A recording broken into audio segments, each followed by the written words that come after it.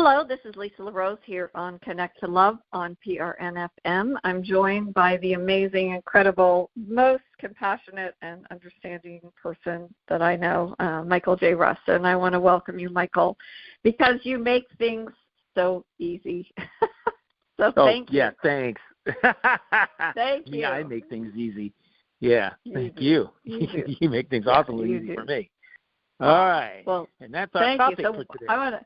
It is our topic for today. And I just wanted to kick it off because both you and I had the good fortune of knowing Glenn Brooks when he was here on the planet and were mentored by him. And he always used to say, what would you do if you knew it was impossible to fail?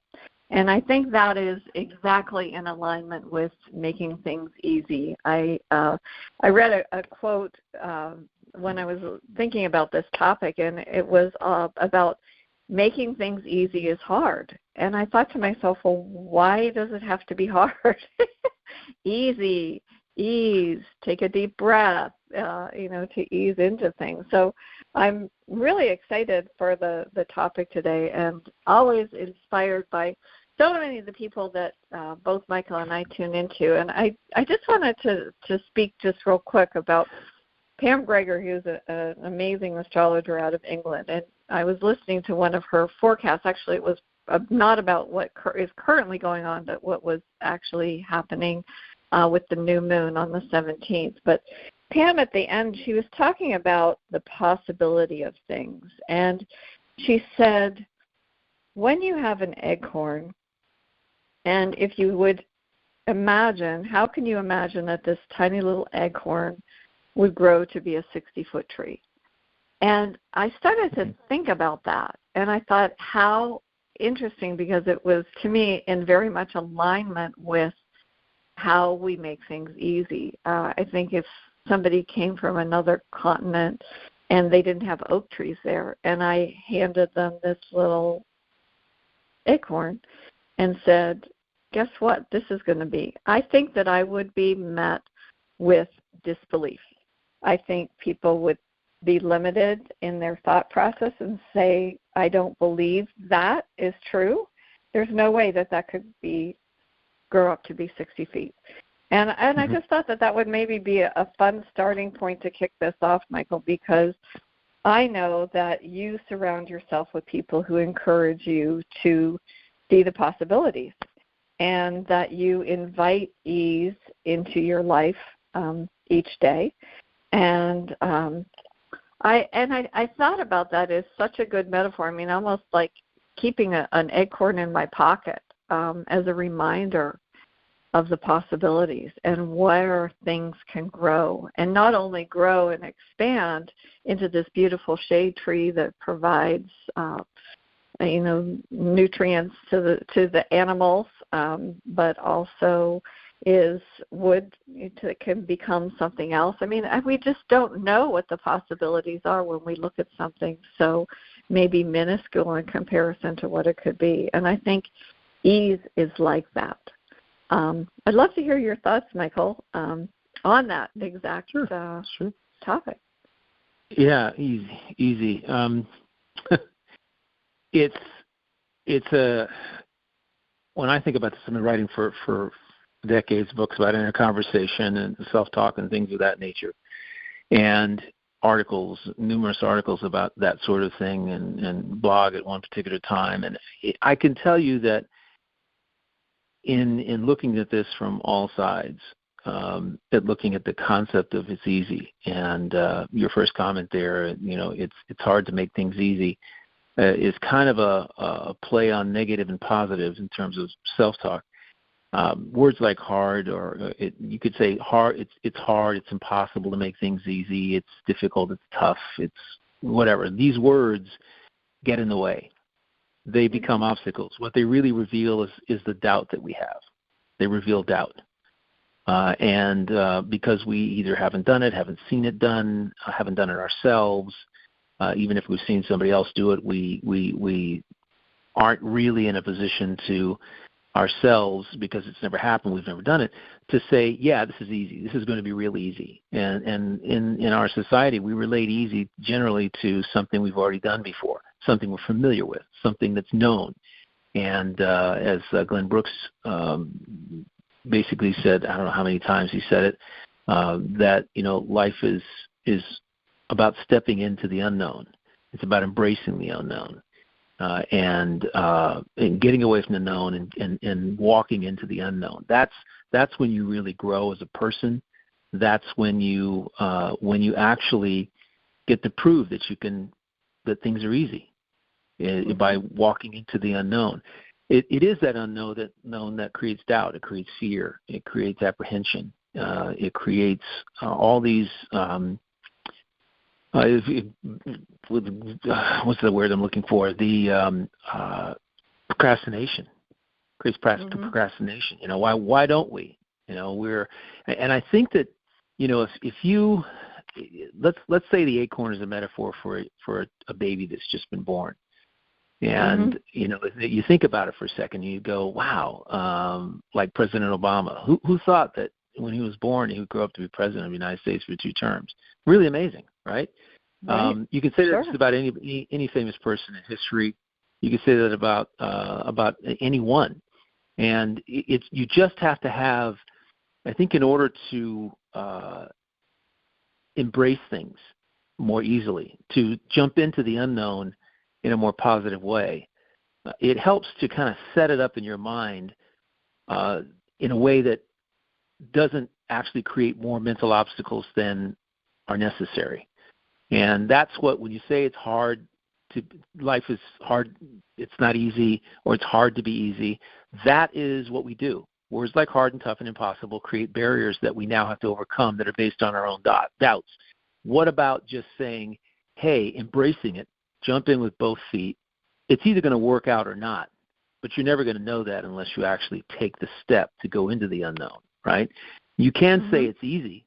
When you say it's easy, you set your mind up to me, it's setting up your mindset to overcome challenges that you may face.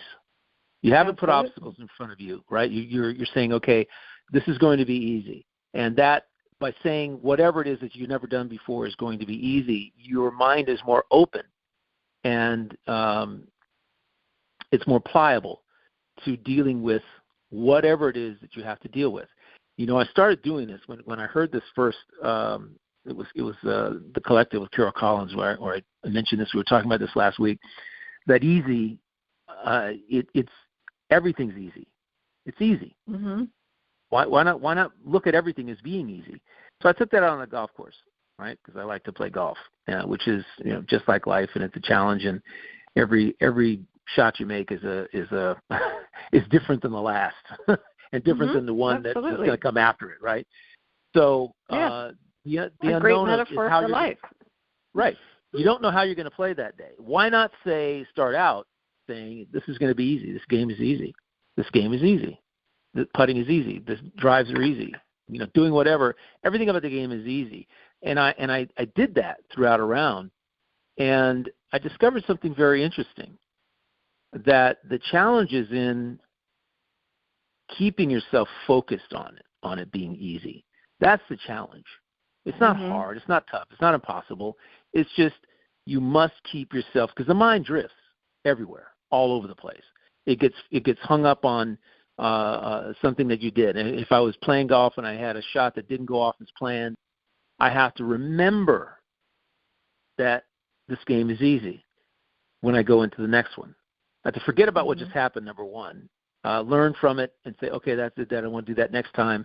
I'll do it differently next time. And then I'll go to the next shot and go, okay, how can I recover?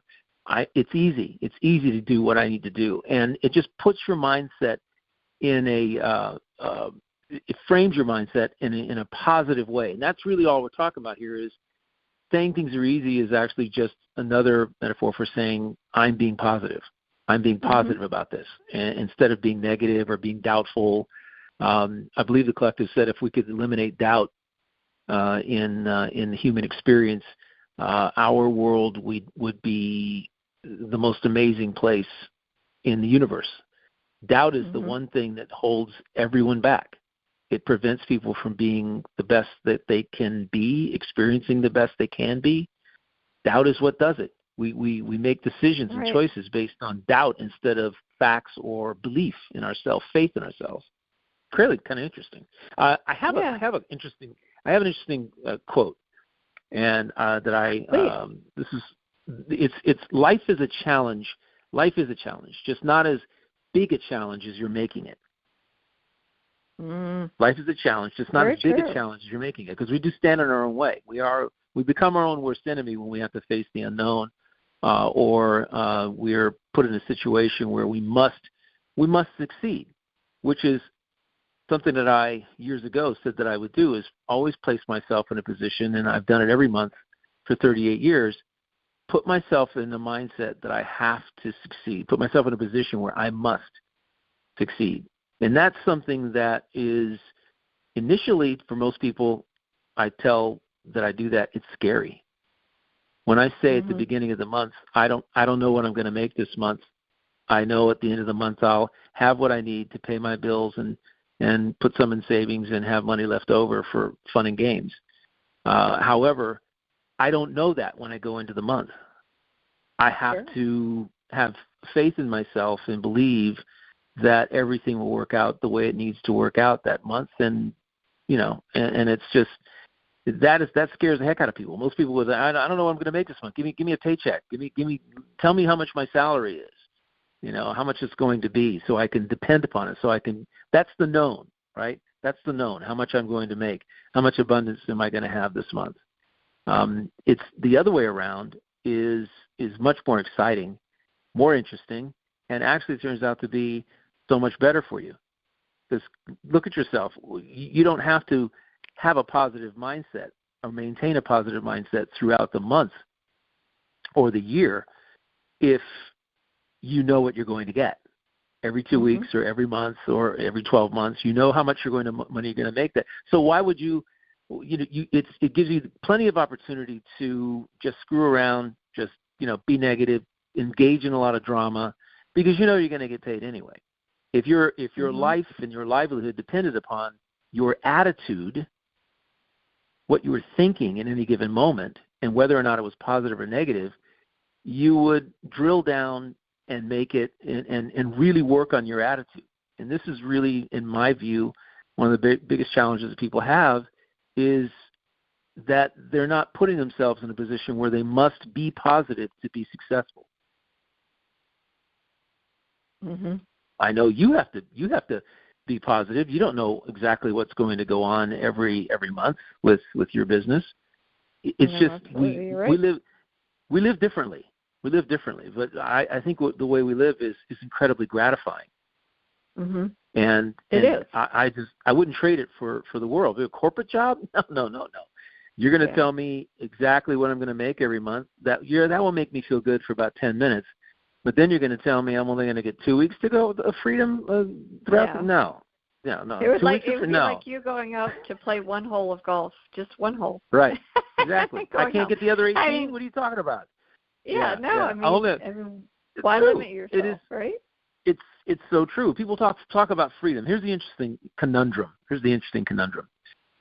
Everybody, and this is a multi-billion, if not trillion-dollar business, right? In the world, people is selling people the idea that they can have freedom, financial or time or otherwise. It's a $1 trillion business, I think, in this world.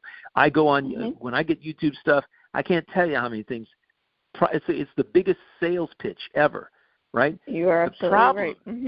Yeah. What's the problem with that? The problem with that is that you buy into it. You spend tons of money. People spend thousands of dollars trying to buy their freedom, when the problem is not with the fact that they don't have the freedom. They can have as much freedom as they want. The problem is they're choosing things, they're making choices in life that keep them in the known. Right. Instead of the unknown. No entrepreneur knows what's going to happen. They live in the unknown every day. And that's what separates entrepreneurs from people who are, worker bees, worker drones, people who are the sheep from the sheep herder, so to speak, as someone once said. I think someone wrote a book, A Nation of Sheep, and another guy wrote a book called A Nation of Victims, because when you're in a situation where you're living within the known, when something happens to disrupt your known circumstance, the tendency is to blame something outside of you for it having happened, when actually you're the one who put yourself in the position that you're in, living in the known. And as Carol said, it was interesting that your guides in life are guiding you. They're your partner in life, and they're guiding you to the better thought. They're guiding you to the better choice. You can choose the bad choice. On the golf course, I can choose to keep hitting bad shots and not really learn from what I've done and get completely frustrated by doing it and wondering, why me today? What's going on? Or I can step out of that mindset. And if we could teach ourselves anything, it's to embrace the unknown as much as possible. Even if you live in the known, put yourself in the position. I've told you in the past that that I love challenging myself when I go on trips. If there's a band, and I like to go up and ask if I can play a couple of songs with them. And they don't know me from Adam. They don't know who I am, where I came from, what my talents and abilities are. There's an audience that they're being paid to play in front of. And the question is, why would these people say yes? What's their motivation for saying yes? What's the motivation for the leader of the band saying, yeah, let this guy sit in for about 3 songs. I don't know how he plays or whether he's going to embarrass the band, or, we're getting paid for this gig. We may not get hired again if he's that bad. I mean, think about that for a second. They just literally say yes. For me, the challenge is I've got to sit down, and Lord knows, likely I'm not going to know the song they're playing, but I can ask them certain things to drill down how I'm going to proceed, and my intuition kind of takes over, right? So to me, I've just put myself in a position where I have no other choice but to embrace the unknown and succeed. That's the only choice I have. There is no failure. It's only success. So how do you do that? Basically, you tune in, focus, and take steps necessary to make sure that you are successful. That is, to me, the most gratifying thing. After playing 3, 4, or 5 songs with a group, and they're like, I don't know if you've heard of the group Poco. You ever heard of them? Yes, I have. Poco had Absolutely several hit songs in the late 70s and 80s. And I was at a party, a birthday party, for a gentleman down in Boca Raton, Florida, who knew Poco and had them come up from Key West to play at his party. That's and awesome. This is amazing. I thought it was fantastic. And he goes, Michael, yeah, we're going to sit you down with Poco, and you're going to play a couple songs. Number one, I didn't remember any song that Poco ever did. I couldn't remember at the time. I'm at the party, and he goes, yeah, come on and sit in for a couple songs. And I'm going, I'm looking at the bass player, and I'm going, I'm just going to tell you this flat out. I don't know any of your music. So what you need to do is you need to tell me what the tempo is, perhaps. Give me a hint, give me a clue, and I'll feel it from there. And I got done after 3 songs, and the leader of Poco comes over and he goes, hey, you want to come play with us down in Key West? Anytime you're down there, come on down. We'll be happy. And I'm like, okay. But it's a situation where what's gratifying in life? Going out and taking on a task and then telling yourself that you can do it. Whether you go to YouTube and learn a few tricks and whatever, or you go out and you try it, practice it, you put yourself in a position where you're learning something. You're learning something new. You're expanding you're enlightening yourself, enlightening your knowledge, right? So the interesting thing about go ahead. No, I was going to say it's a great metaphor, Michael, because when you do that, you're opening yourself up to the unknown. And I think that and people may say, well, that's not easy. Well, yes, it is, because when you relax into what you are doing and you just allow things to flow, things may not happen or exactly as you would envision them to be, because we can't really dictate that. But it just, when you sort of allow yourself to take a deep breath and let it flow. No expectations about anything that's going to happen, and you allow that to unfold, whatever is meant to unfold. And I think there's a really beautiful serendipity in that, and it's a great metaphor for life. And you think about all of those things where people set themselves maybe what they consider to be an easy mark, like, oh yeah, well that's my goal. Well, I want to earn $10 today or whatever the amount is, and and it's so ridiculously easy. You could do it with a lemonade stand, right? But when you sort of say, okay, as you do when you go out on the golf course or you start your day to make it the best day possible, you most likely have a smile on your face because I know you, and you breathe in that ease, and you're open to if an obstacle should cross your path unexpectedly, no matter whether it be on the golf course or in your other work or even in the barns. You are going to breathe through that and go, okay, this is not a roadblock. This is something that I see as not insurmountable, as a challenge. I'm going to be open to whatever it is that's meant to unfold. And that, to me, is ease. And you can correct me if I'm wrong. No, but that's how you can do what you do. Mm-hmm. Exactly. Choice, you have a choice every day. You can make it easy or you can make it challenging, difficult, or what you would call hard or tough or impossible. That's something that we as individuals decide. It's not impossible. With the right talent, with the right skill, with the right enlightenment, we can be successful doing something. Are we going to be professional at it? Not likely, not without years of the trade. However, we can succeed in doing something. I'm challenged at my girlfriend's barn, month in, month out. The gate door falls off. It's a 100-pound gate door. Oh no, it's about a 150-pound gate door. Wow. Right? It comes off the hinges because it's rusted out. I live by the ocean and things just rust. So, there's screws in there that are rusted out. I can't get the screws out. It's like, you're like, okay, not only do you have to get this 100-pound door up to a point where you can put a new latch on, because now that you have the latch, you've got to really change the thinking about it. And how can I do this? I'm not a carpenter. However, I do have certain skills with regard to ingenuity. And I ask myself, what have I got in this barn that can help me prop this door up and make it level, right? And how can I look at let me look at the other doors, see how it's put on, and come over here. And I jimmy jack a few things. I love that term. I figure out, I say, okay, we need to go to the store because I need these things. I have a way I think I'm going to make this happen. I just need the right tools, and I can make it happen. And we end up putting the skateboard back on. It's level, it's perfect, it's balanced, and it's fixed, and you walk away, and you're like, yeah, thank goodness it wasn't the top door. That would have been a real challenge. Well, know what's interesting too, Michael, is you're not surrounding yourself with anybody that's going, oh no, I don't even know why you're going to attempt that, Michael. You could never do that. The doubting Thomases.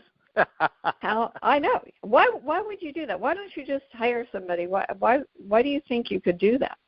Well, because you know that there are endless possibilities available to you, and you're not attached to any one outcome. I mean, I know you because the tenacity that you would, even if the first way that you tried it, if it wasn't successful, you're going to try something else in your little Jimmy Jack toolbox. Yeah, absolutely. Absolutely. Oh, yeah. I'll put different latches on there. We go and we buy latches. The latches aren't the same. And I'm going like, okay, the latches are the same. I don't want to use the same screws because they rusted out. I'll use bolts this time. I'll use it because I'm always thinking that if this happens again, I don't want to have to go through this trouble taking screws out again. I had to drill the screws out, literally drill them out with a drill bit, a diamond drill bit. I had to drill these things out. And because I really had imagine.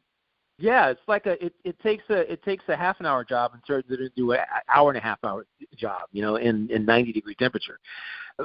However, it's fun to the fun part about life, the thing I love the most, is when you're finished and you get to look at what you've done.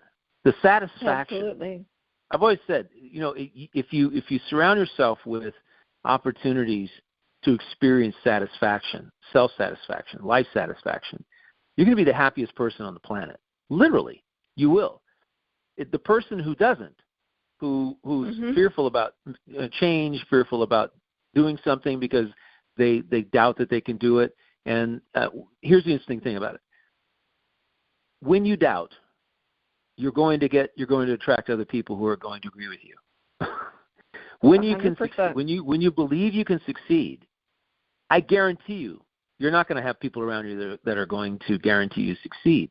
Because this is the way society works. And there was a guy by the name of Chet Castellaw. He was a reverend down in San Diego. Would you mind repeating his name again? Chet Castellaw. Castellaw. Okay, thank you. Castallaw. Castellaw.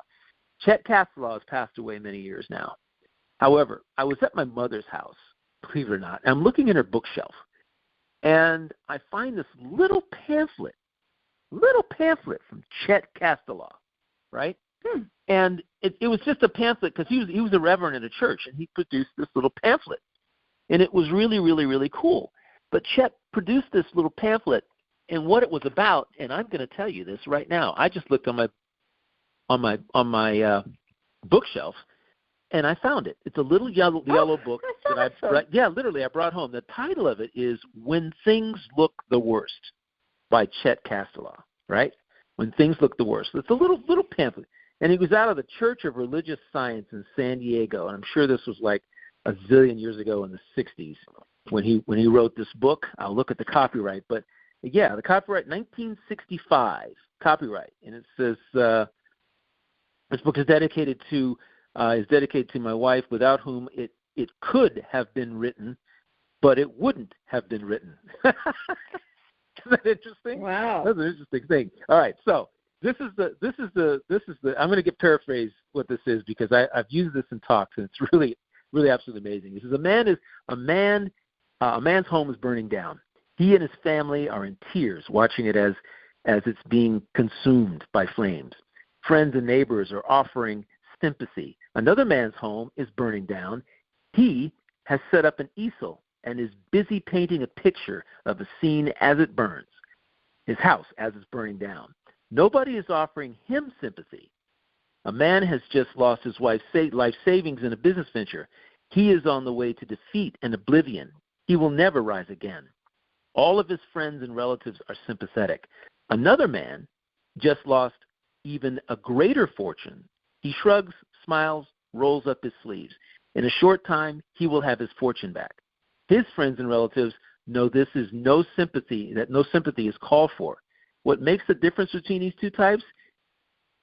These are two completely opposite reactions to the same facts. Two of the men are experiencing tragedies. The other two are not. I love this book. This is 1965 he's talking about this, right? And so I've used the house burning down and the easel. What's happening is the person who's just painting with the easel has no one around them saying it can't be done. He doesn't need anybody around him. He's positive. The other person who's, inconsolable has attracted people around them that will literally lay on and support the fact that he's inconsolable. They will be there to support his sadness, his tragedy. Two different mindsets. And this is the constant choice that we face in life. We can say it's easy or we can say it's hard. Just a choice. But it evokes something completely different in our minds. Something completely different.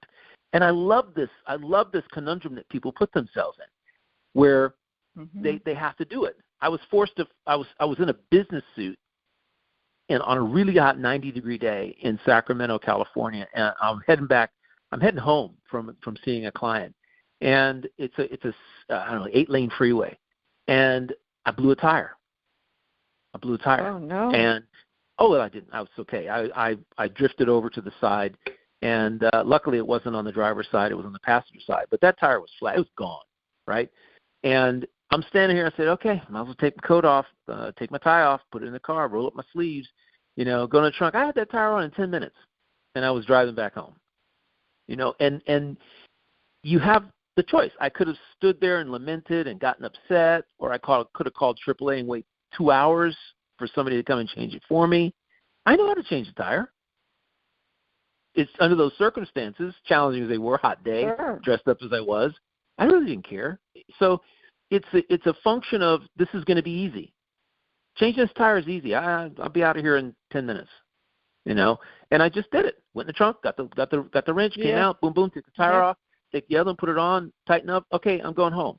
Or maybe I'll go to an auto shop after that and make sure it's on, tight enough. With their whatever the guns that they use, the hydraulics. But it's our mindset that does that. When you think about everything, tests at school. Oh my gosh, you got this is going to be hard. This is going to be this is impossible. They set themselves up, and the doubt and the fear set you up. They create a mindset that doesn't embrace the enlightenment that is necessary to pass the test. It actually blocks its ability to manifest 100%. what you need. Yeah, that is the conundrum that we're always in. So how do we do this? How do we say it easy? I was going to just say to you, Michael, when you're talking about that, and it's like flipping the switch, and I had a conversation with you yesterday about an author who wrote a book. She's a Canadian girl. Her name's Peggy McCall, and she wrote a book called The Destiny Switch. And she uses the metaphor of like a light switch having a dimmer. I mean, we can flip it on and off, and we can dim it or, wherever it is. But one of the things that she said, which I really like, she said, you set goals not for what you get, but for who you become. And I thought, wow, I get that because things were not always easy for her. And I shared a little bit of her story with you. And the audience, if you're not familiar with her, she was in a state, she had a 2-year-old son. She and her husband decided to end their marriage, and they put their house up for sale. And it didn't sell, and it was sort of like she couldn't really begin her new life until that house sold because she didn't have the funds to buy another house to do anything. Absolutely. And so she was kind of in a rock and a hard place. And so she was in Ontario, and there was a fundraiser for the local hospital where you could buy a ticket for $100 and you could win a dream home. And what she had done prior to even finding out about the contest, she said, okay, I want to make this easy because I have all these things on my plate. I have this 2-year-old.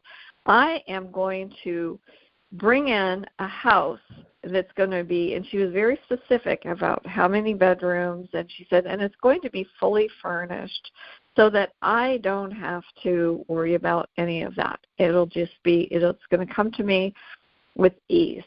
And she put that out there, and then she found out about this contest for this house, and so she bought a ticket for $100. And she went to that house, and she just knew that was going to be her house. And she sat at the dining room table.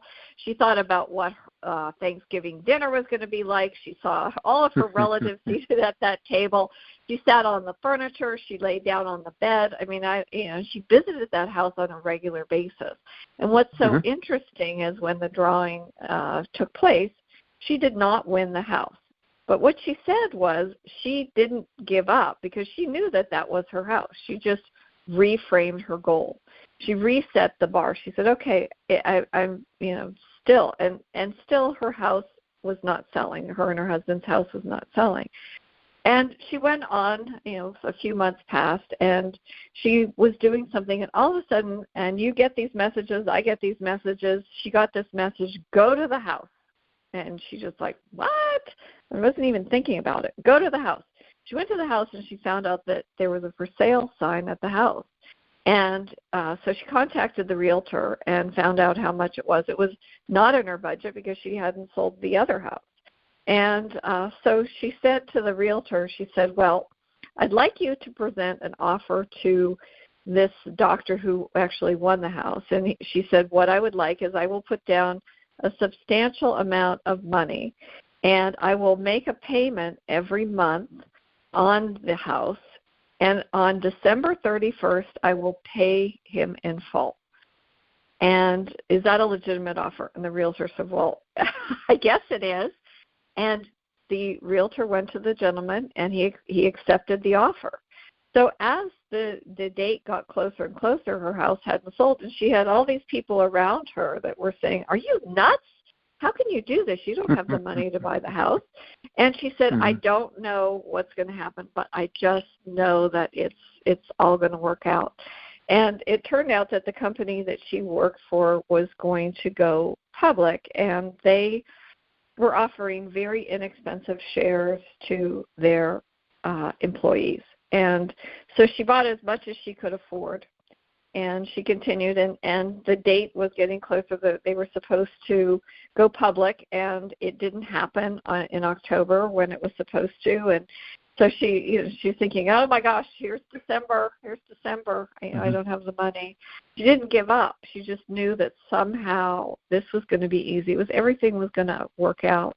And they ended up, it was November 26th, I believe.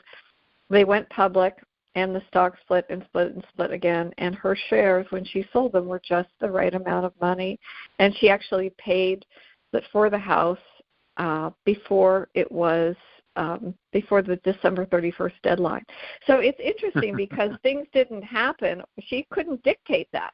The universe said, okay, this is where things are going to unfold. This is what you want. She knew what she wanted, and I think you have lots to comment about this because I know you have very much been clarifying what it is you want, and I think it's a big part of making things easy. When we have that agreement with the universe, the universe is ready to respond for what you want, but what is it that you want? And I'd love for you to share a little bit about your journey into clarifying that, Michael, if you don't mind. Oh, geez. Interestingly enough, I haven't. It took me 65 years to create a vision board for myself, and because I'd always had it in my head. I always, I have an idea about, the amount of money I want to make in a year or a month, and I break it down into. And I'm not really I'm only kind of laying out a framework. I'm not saying it's going to be this and only this, not more, not less. I have an idea. And I've come to understand that really the whole idea for us, the whole world is our oyster when we love our life and ourselves. And we're partnered up with the guidance that is necessary. But it's all about what we want. We have to establish a full list, a complete list of what we want in our lives with no limitations. And because the one thing that someone will assume, if you tell somebody about what it is, the first thing they're going to tell you, isn't that possible? That's not possible. That's not going to happen. What are you doing? You're not going to be that. Nobody around you. Right? You don't have the money for that. There's going to be the doubting Thomases. There's going to be the doubting Thomases, and they're doubting you because they in their own minds have convinced themselves that they will never be there. And that's the reason why they are conveying to you what they're conveying, the negativity, that you'll never be able to get there because they can't envision it for themselves. And it's the beauty of, by the way, having a little mastermind group or person that you can talk to. Like I can talk to you and I can tell you these interesting things. We all need at least one person in our lives, right, who embraces and is non-judgmental, embraces all the wildness and the abundance of thoughts that we have about our lives. Who's the person that you can go up to that you know well enough, and you know them and they know you, and you can walk up to them and say, I'm going to Europe by private jet in the next 5 years. And they'll look at you and they go, that'll never happen. Come on, you're not a billionaire. Blah, blah, blah, blah, blah, blah. And they'll come up with 18 million reasons why it will never happen. And you know who your real friends are because the people who tell you it will never happen, believe it or not, aren't really your friend. Those aren't the people you want to hang around. Because when you start developing a mindset of abundance versus lack, then you will attract people into your life that will support that. That will, and you'll encounter situations and circumstances that will support it as well. And it doesn't matter whether you do or don't go to Europe on a private jet in 5 years. That's not the point. The point is that you may or you may not, and you may go to Europe. You decide to have the opportunity to go the backpack around Europe, where it doesn't involve a private jet, or somebody or some school opportunity comes up where you can go, and or you get a scholarship to go, or something happens. If you don't create the list, I've told you this before. I have my dream board encompasses the whole back of a door now. And I think that's amazing. What Carol says more than anything else, Carol Collins, the collective says, is you have to take your picture and put it on everything you want. You have to see yourself in the picture. You go through magazines. If you're into travel like I am, I have at least, 100 places I want to go. I read travel magazines all the time, and I take them, and I love reading them, and I love reading about places. I've traveled all over the world. I've been to many, many places that people have never, ever been to. And there's many places that I really like to go to. And I tell myself it's easy to get there. I will get there. It's easy to get there. I take a picture of it. Either I go on a computer if there's a place, put a picture on it, print it out, put my picture on it, put it on my vision board. I'm going there. I'm going here. I'm going there. I'm laughing because that's exactly, I do the same thing. I never see a location as a difficult place to get to. I'm like, oh, yeah, that looks amazing. I'm going to go. And it doesn't even cross my mind that there would be anything other than an easy way to get there. And so continue, Michael. I'm sorry. That's the money appears. I just wanted to echo that. You keep wondering, okay, how am I going to afford to go there? It's not the how. It was Sarah Love. Is her name Sarah? She wrote the book. I think it's Sarah Lovejoy. I think is the name of the author, who's been all over the country traveling during her One Command workshops. She wrote the book called One Command, which is a phenomenal book. I love it. It falls into this category of easy, number one, and it helps reshape your mind to focus on what you want and not how you're going to get it. Forget about the how. The how isn't important. The how is what holds you back. The how is what prevents you from experiencing the unknown. And if people could just understand that, if I go out and say, I'm going to make a hole-in-one, okay? I've had 2 in my life. I'm going to make another hole-in-one. I will make another hole-in-one. I don't know when it's going to come. I don't concern myself with how. It's magic anyway. It's a miracle anyway that it actually happens. Professional golfers can't just snap a finger, as good as they are, as good ball strikers they are, as well as they play, and how long they've played in their life, and what they've won. They just can't snap their fingers and get a hole-in-one. It's just not possible to do that. It is a miracle. It's one of life's greatest miracles. And it's why I tell people that when you actually play golf will teach you to believe in miracles, because you will do things that you didn't otherwise previously believe that you could do. And I can tell you that when those things actually happen, human nature comes out, and the first thing they do is wonder, how did that happen? I didn't think I could do that. I'll never do that again. The doubting Thomas comes right out. They don't believe. They don't believe that it can happen again. And that's, I tell people, why'd you just beat yourself up there? Why step out of that? Embrace the moment, embrace the magic, embrace the miracle, because there's another miracle right around the corner. Yep. It's right there. It is. And it's funny because Peggy, and it's been so long since I've read, I got to revisit that book, but she used to talk about the Aladdin's lamp, and she has a lamp, like a lamp sitting on her desk as a reminder. She said, because most people will go, oh my God, 3 wishes? Oh, I get 3 wishes? And she said, well, why limit yourself to 3 wishes? Yeah.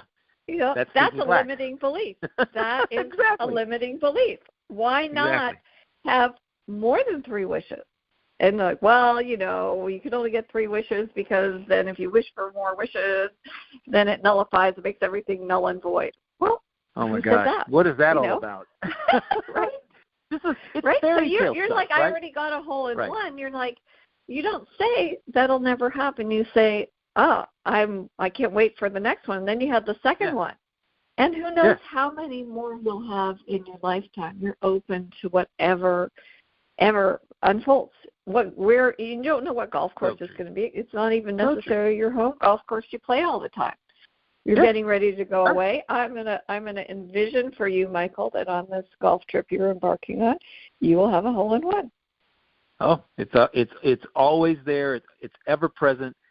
I would never say I don't believe it. And by the way, the phrase "I don't believe I did that" is also a huge nullifier of anything in the future. I don't believe I did that. I don't know how I did that. I don't know, but it's like wait, hold on a second. Where's the gratitude? I'm so grateful that happened to me. It's fantastic. I did that. I believe I did that. I did that, and I'm going to do it again, right? And it's ourselves. Right. We're the flaws as humans. We want to believe things cannot happen for us. But even your barn door is the same metaphor, Michael, because you believed. You didn't know how it was going to happen. You didn't know how you were going to be able to stabilize the door, because when you and I have a big huge oak pocket door, so I know exactly what you're talking about. When that door drops or a mechanism drops, it's immovable. And so you have to have things stabilized, because once you start to remove bolts, and you will never get them out, unless you. Because everything, it just anchors in. So you kind of navigate through it and know that whether it's a hole in one or drilling out rusty bolts and learning how to support a door, that there are possibilities that make it achievable and possible and easy for you. When you were done, you didn't go, wow, that was really hard. You go, no, that was pretty easy. I mean, it was, there were some challenges, but that was pretty easy. One step at a time. Always one step at a time, always embracing, always believing it can happen. It's the World Cup is started today, and in New Zealand. Yeah, it did. Women's World Cup, and the women's national team's down there. They're rated number 1, and I'm going to watch the first game tomorrow somehow. I don't know what time this comes on, but I'm going to watch. I'll probably end up watching a replay of it. But the fact is that it's I give sports analogies a lot. Golf, yes, but sports analogies and team analogies, because golf is an individual sport, which requires you to even more focus on it's easy.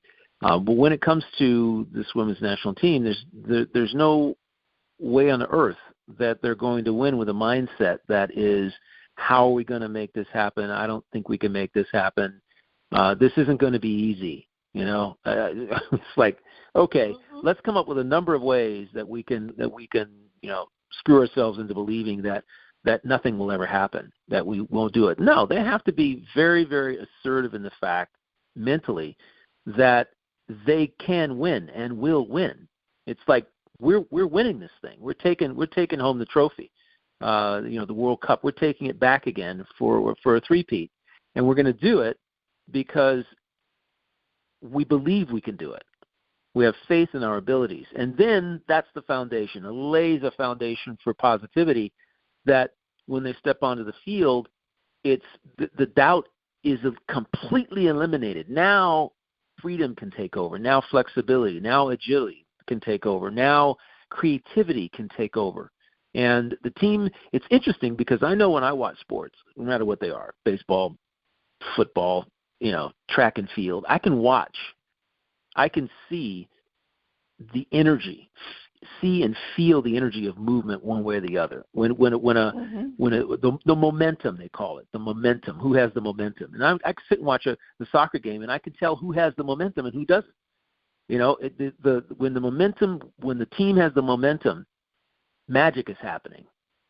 Things are clicking and working on all cylinders. The moment that doubt creeps in, when they're down 2-0 or down 1-0, there's a shift, there's a change. Now can we do this thing? Can we still do this? If that happens, then they've already lost. Because the team that actually keeps their momentum, their positivity flowing, that energy leads to creativity. That creativity leads to success and leads them to actually create what they dream of, what they think of. And that's it's interesting because the top player, the most known player in history is Peele. And it was interesting because I was watching I used to love watching Peele. Oh my amazing. Gosh. There's a documentary, believe it or not, on Roku television, a documentary. It is so old. It is so old that it was shot in 8 millimeter. I mean, it is so old. Wow. It was 60s. It was shot in the 60s. And because he was a superstar for in the 60s and 70s, and right. And the interesting thing about Peele, and the book is about not the book, the documentary is about how it's an instructional documentary, how you do it, how he did it, how he does it, right? And it shows the amount of practice that he's doing, the drills that he's doing, the drills that he does over and over and over again. And he says, yeah, you learn how to balance the ball on your foot, then on your knee, then on your shoulder, then on your head. And he does this, and then he did it with a mango. He did it with a mango. Oh, yeah. He practiced with his dad. His dad was a professional soccer player as well. He could do everything he could do with a ball with a mango. and he practiced as a kid shooting mangoes in the trash cans, across the room. Bounce, kick into the mango, into the garbage can. And you wonder why he was so good, why he was the drills just for his scissor kick and his half volley and his full body kick. The surface area of a soccer ball is so much greater than a mango. So you can do a mango. I mean, exactly. It is pretty amazing. It is the drills that he does. I don't know if there's any coach anywhere that actually focused on those drills. It's pretty amazing that there was the last World Cup, the Japanese team was doing really well, and the coach of the Japanese team was an American man, and he was brought over to Japan to help spark their soccer team, the women's soccer team. And what he did was he said he started this program whereby he told parents, if you need to put the ball in the crib. You need to put the ball where the kid can have the ball near their feet, and they can kick it around if they want. Got to be very comfortable with their feet and the ball. And it's not about kicking the ball. It's about being able to manage the ball around your feet, having that comfort. And they've had a very successful program.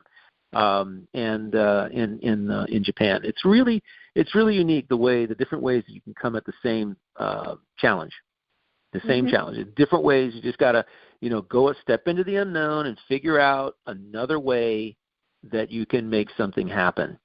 And nothing is more gratifying, I've said over and over again, than when you actually reach the point of success where whatever it is that you envision, you dreamt up, comes into reality.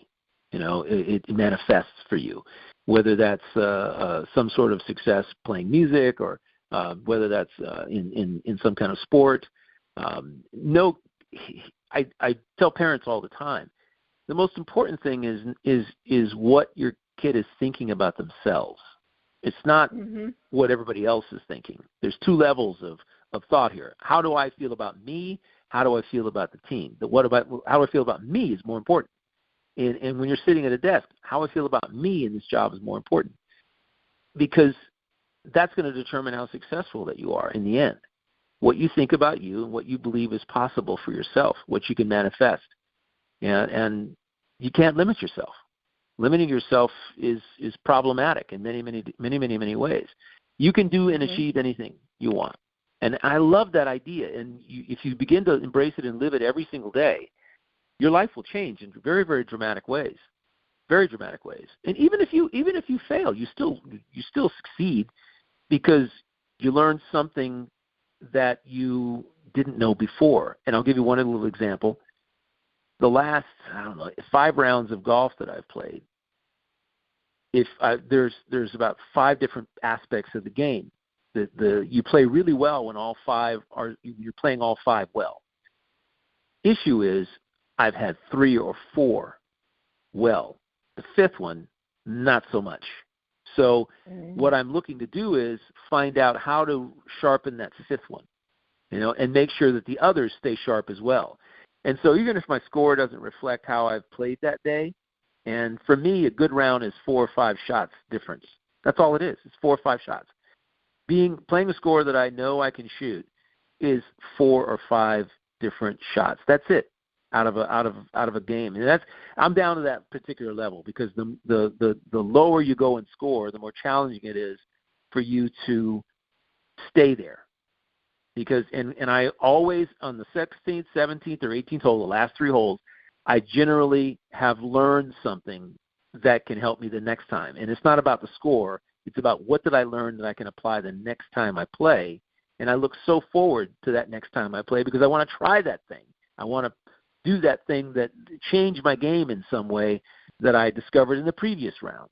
And that's, to me, what we need to be doing in life.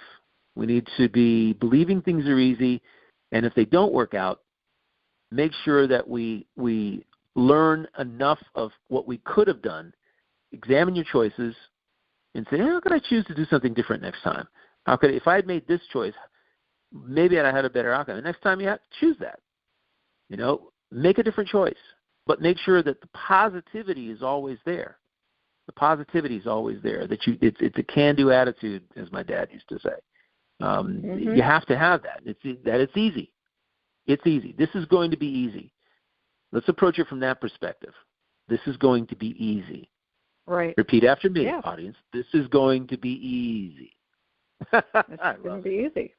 I completely. It absolutely is that exact thing. This is going to be easy, and that becomes your mantra, and you don't deviate from that. And as you said, as you step out on the golf course, and to say it with a smile. I mean, I have to laugh because sometimes when I'm doing a tapping session with somebody, there's a part in the tapping where people have to affirm that they love themselves.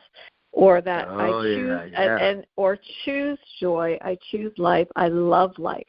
And they have the most solemn look on their face. I choose life, I love life. And I'm like, okay, let's redo that with a big smile on your face. I choose to be happy. I love life. Yeah, and really, I mean, and that enthusiasm, I think, is like a sort of like the spark that lights the fire. In your belief system, when you smile, it really does change your physiology. And I think that when you say that this is easy, and if you smile when you say it, like, this is so easy. Like, it actually, when I just did that, Michael, I feel almost like an energy coming up through the feet, coming up my legs, and just like anything that was heavy, just releasing off my hands. And maybe that's what it is. You say, this is easy, and then just physically throw away anything that doesn't feel easy. I mean, I love watching little kids because you look at little kids on the playground, they'll twirl themselves. They'll just twirl and twirl and twirl and twirl until they're dizzy, silly dizzy. But it's easy, right? That's true. It's easy. There's nothing on a child's playground that isn't easy. You slide down, get on the swing, you go back and forth. It's easy. Absolutely.